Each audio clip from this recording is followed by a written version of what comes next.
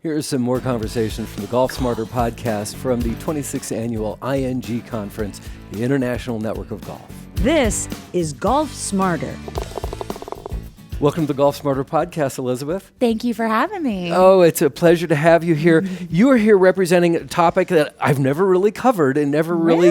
I am so excited about this because I know nothing about the World Golf Hall of Fame. Wow.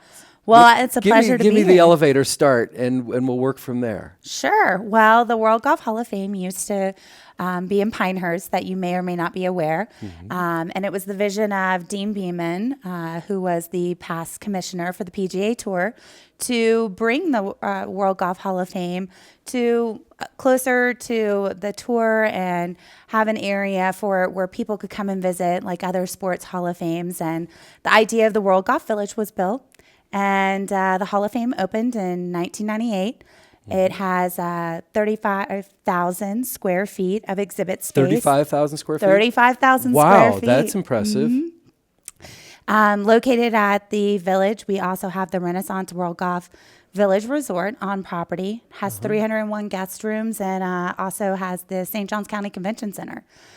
We have the Caddyshack Restaurant and 2 championship golf courses, Slammer and Squire and King and the Bear. And this is all in Florida? This is all in Florida. What part of Florida? Actually, St. Augustine. So, and where is St. Augustine? St. Augustine. I'm really dumb I'm a West Coast guy, so I'm really dumb about East Coast stuff. St. Augustine is in North Florida. It's a little south of Jacksonville, and it's actually the oldest settlement in the United States. So we like to call it Florida Historic Coast. Great. I'm just going to look around a second because I smell some burning toast, and I'm just hoping it's toast and nothing else that we have to be concerned about. Yes. Okay. And so this is for Hall of Fame for professional golf. Correct.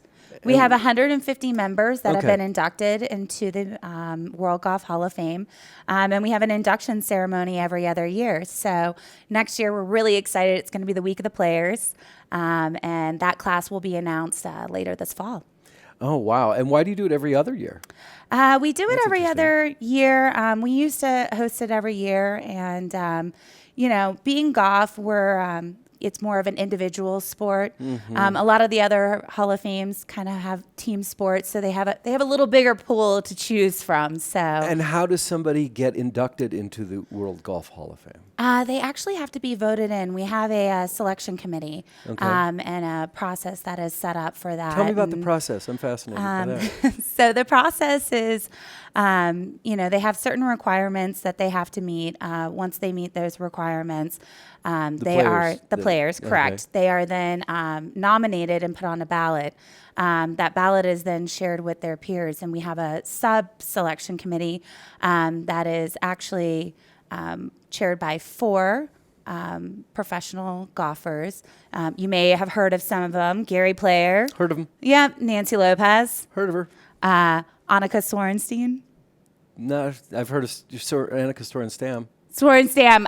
But yes. I've never Sorenstam. You caught I've heard me. of Bruce Springsteen. So if Bruce Springsteen married or Annika Sorenstam, you'd have Annika There you Sorenstam. go. But we're very excited to announce that we also have Jack Nicklaus this year. Wow. Okay, that's great. That's great. But it's a tourist attraction first and foremost. It is, but first and foremost, I think we kind of want to come across more as an institution. We really want to be known as that source where anybody can come for that golf history. We kind of like to say we're where golf history lives. And, anytime somebody is looking from anything from a research paper, from information from one of our Hall of Fame members, or somebody looking to write an article or looking for video footage, we want to be that central source that people come to. So being that institution and really raising the awareness worldwide for golf is very important to us.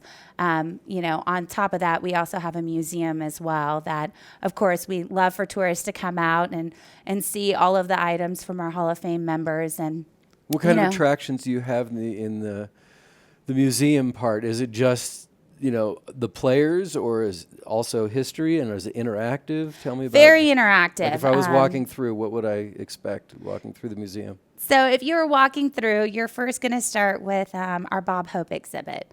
A lot of people do not realize that we house the majority of Bob Hope's items. Oh, wow. I did not know that. Yeah, we have you. it between between our museum, and then we also have a traveling exhibit as well that goes all across the country that you can see a lot of his items. Once you go upstairs, you're going to learn a little bit more about, the Goff history and how Goff originated and started, and it talks a lot about St. Andrews. And then you're going to kind of go into that major moments exhibit that is going to talk about the 4 majors, and you'll have the opportunity to put your name on the Masters leaderboard. It's a great cool. photo op. You also have the opportunity to look at the 4 trophies, and you can even put your name on the induction crystal in that exhibit as well. Very cool. And to go back real quick, in the St. Andrews area, we do have a putting course where you can actually try your hand at some hickory replicas to see how it was to putt back then in that time. We also have our honoring the legacy, a tribute to African Americans in golf. It's the first time that story's ever been told.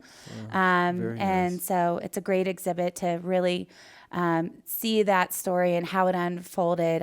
Lots of touch screens, videos, very interactive, and it's got a must-see sculpture in the center that I don't even want to rent it. You have to go to the museum to see it. It's absolutely my favorite piece. Can we see any of it online?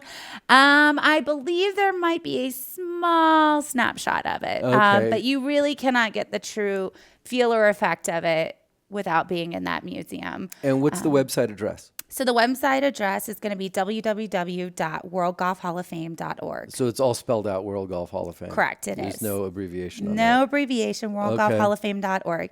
And on there, you can, each of our 150 members has their own page. So you can see their bio, all their accomplishments, every golf tournament they've won, videos, pictures. You really could spend days on our website and get lost Is there in it. any attention paid to the history of golf broadcasting? Well, we do have some golf writers that have been inducted. So what's great about the museum is in Show Hall, we do have all the bronzes of all of our inductees. And it kind of has snapshots of highlights of about them. But most importantly, the very end of the museum is our locker room. And every single one of our 150 members has their own locker.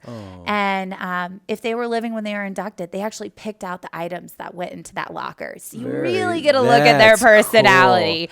Some of the things are quite interesting. And not everything necessarily has to do with golf. You really get a feel for who that person is. Yeah. And you can go through, find your favorite golfer and look through and, see a little bit about so them. a couple writers, but no broadcasting. You really worked around my question. But I'm going to get back to it. No broadcasting, no broadcasters, no networks, no Jim Nance, not that yet.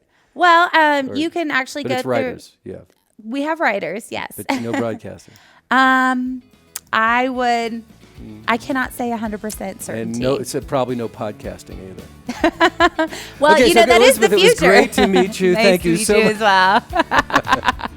Click on the link below to subscribe to our free weekly interviews on the Golf Smarter podcast at golfsmarter.com.